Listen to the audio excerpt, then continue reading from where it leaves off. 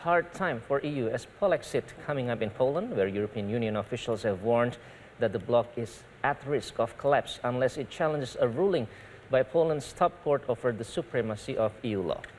Large rallies were held across Poland over the weekend in support of EU membership, as Henry Ridgwell reports.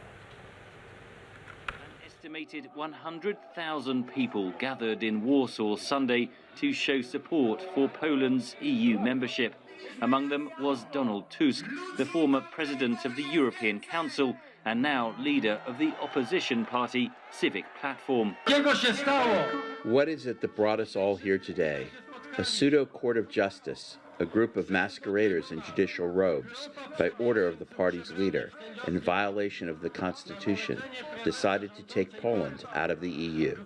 The protests were triggered after judges in Poland's highest court last week ruled that the national constitution had primacy over European Union law. The supremacy of EU law is the legal bedrock of the bloc. Brussels officials Monday threatened sanctions against Poland. We are waiting now for new decisions of the Court of Justice about the situation in Poland, also possible daily financial sanctions. Those fines could amount to over $1 million a day. The legal case was originally brought by the Polish Prime Minister, Mateusz Morawiecki. He has refused to implement two rulings made by the European Union's Court of Justice in July, which accused the Polish government of political interference in the judiciary.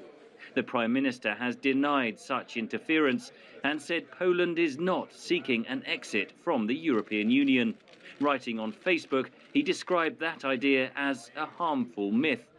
Government supporters have staged counter-protests and say the government was right to challenge the EU.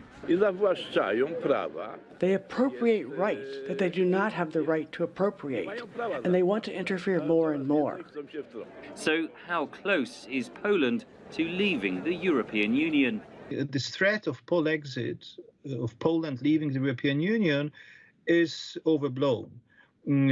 Poland is a country where more than 80% of the population is in favor of the EU membership.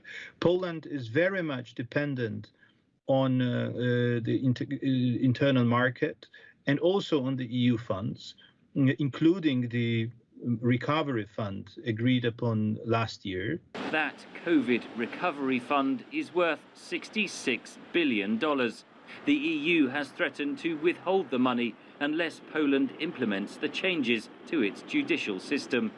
Poland and some other member states, including Hungary, have repeatedly clashed with the EU over the rule of law, media freedom and minority rights. The battle we have now is basically about will the European Union allow this to happen, that populist autocratic governments disregarding European standards and European laws lead to an erosion of the EU foundations.